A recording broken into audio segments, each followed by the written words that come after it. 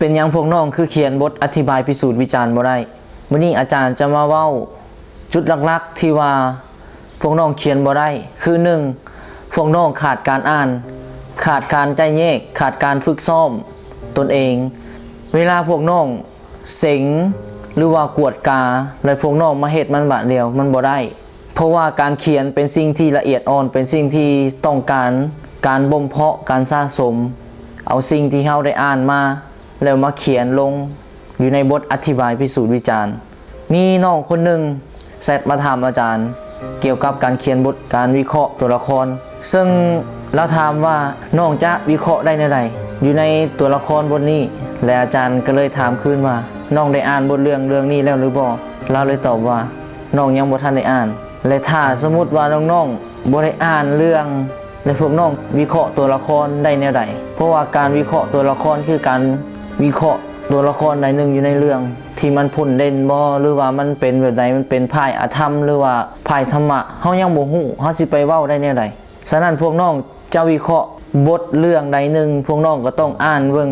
บทเรื่องนั้นว่ามันเว้าถึงหยังตัวละครมันมีไผเป็นตัวพุ่นเด่นพวกน้องต้องจำแนกออกให้ได้พวกน้องจึงจะสามารถวิเคราะห์บทเรื่องนั้นได้ถ้าว่าพวกน้องอยากวิเคราะห์บทเรื่องได้แต่ว่าบ่อ่านบทที่พวกน้องกำลังจะวิเคราะห์นั่นแน่นอนพวกน้องวิเคราะห์บ่ได้แน่นอนการเขียนอธิบายพิสูจน์วิจารณ์ก็คือกัน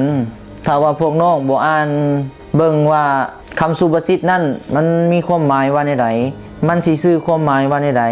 และบทพิสูจน์วิจารณ์ที่ครูอาจารย์ได้เขียนแต่ละบทนะพวกน้องได้อ่านมึงบ่วิธีเขียนมันเป็นจังไหนวิธีขึ้นต้นวิธีแก้ไขปัญหาวิธีสรุปปัญหามันเป็นจังไดฉะนั้นพวกน้องต้องอ่านให้หลายๆบ่จำกัดว่าจะอ่านเป็นปึ้มพิสูจน์วิจารณ์หรือว่าปึ้มวิเคราะห์แต่การอ่านในที่นี้คืออ่านปึ้มที่พวกน้องสนใจที่พวกน้องต้องการที่จะอ่านเลยบ่ต้องไปจำกัดและมันจะเป็นคลังข้อมูลเวลาที่พวกน้องเขียนแล้วมันจะไหลออกมาเองและสำนวนมันก็จะออกมาเองเวลาพวกน้องเขียนอันนี้คือประสบการณ์ของอาจารย์เนาะแต่ก่อนอาจารย์ก็เขียนบ่ได้คือกันแต่ว่าย้อนเราเห็นจุดบกพร่องก็คือเฮาขาดการอ่านและขาดการฝึกซ้อมตนเองฝึกฝนตนเองเฮาขาดไปถ้าว่าเฮาอยากเก่งหรือว่าอยากเขียนบทอธิบายพิสูจน์วิจารณ์หรือว่าบทวิเคราะห์เป็นนั่นแม่นเฮาต้องเอาใจใส่ในการฝึกฝนและการอ่านเขียนมื้อนี้มันบ่ดีมื้อหน้าเฮาก็เฮ็ดให้มันดีขึ้นกว่าเก่าซึ่งถ้าพวกน้องสนใจการเขียนอธิบายพิสูจน์วิจารณ์อาจารย์มีYouTube ชื่อว่าสังคมบ่มความคิดซึ่งอาจารย์ได้อัปโหลดโครงร่างการเขียนบทอธิบายพิสูจน์วิจารณ์ก็หวังว่ามันจะเป็นประโยชน์ให้น้องๆก็เลยว่าอัพวิดีโอนั้นลง YouTube เพื่อให้พวกน้องนะได้เรียนเพราะว่าช่วงนึงอาจารย์ได้เปิดคอร์สอธิบายพิสูจน์วิจารณ์ไปแต่ว่าน้องๆก็ได้บอกว่าอาจารย์น้องบ่มีเงินเรียนก็เลยว่าโอเคอาจารย์ก็เลยได้อัพคลิปวิดีโอนั้นลง YouTube ให้คนที่ว่าบ่มีเงินเรียนแต่ว่าก็มีคนเรียนมีคนบ่เรียนมีคนเบิ่งมีคนบ่เบิ่งเนาะแต่ว่าเมื่อเบิ่งวิดีโอไปแล้วพวกน้องก็ต้องลงตัวจริงเลยลงตัวจริงก็คือเขียนลองเบิ่งเขียนลงเบิ่งว่ามันจะเป็นจังไดเขียนมื้อนี้ได้น้อยนึงมื้อหน้าได้น้อยนึงซ่อมไปเทื่อละน้อยแล้วมันจะ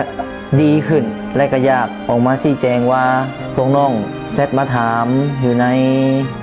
เฟซอธิบายพิสูจน์วิจารณ์ผ่านออนไลน์ก็ขออภัยที่ว่าอาจารย์บ่ได้ตอบเพราะว่าอาจารย์บ่มีเวลาเนาะเพราะว่าอาจารย์ก็ยังเรียนอยู่ บ่มีเวลามานั่งตอบพวกน้องบ่มีเวลามานั่งเขียนบทอธิบายพิสูจน์วิจารณ์ให้น้องๆเนาะแต่ว่าอยู่ใน EP ที่1หา EP ที่15นั่นมันก็มีเนื้อในที่ว่าครบถ้วนอยู่แล้วมันเป็นตัวอย่างแนวทางให้พวกน้องอยู่แล้วให้พวกน้องเข้าไปศึกษาเบิ่งไปเรียนเบิ่งแล้วก็มีน้องๆอีกจำนวนนึงที่ว่าเซตมาหาอาจารย์แล้วก็ใส่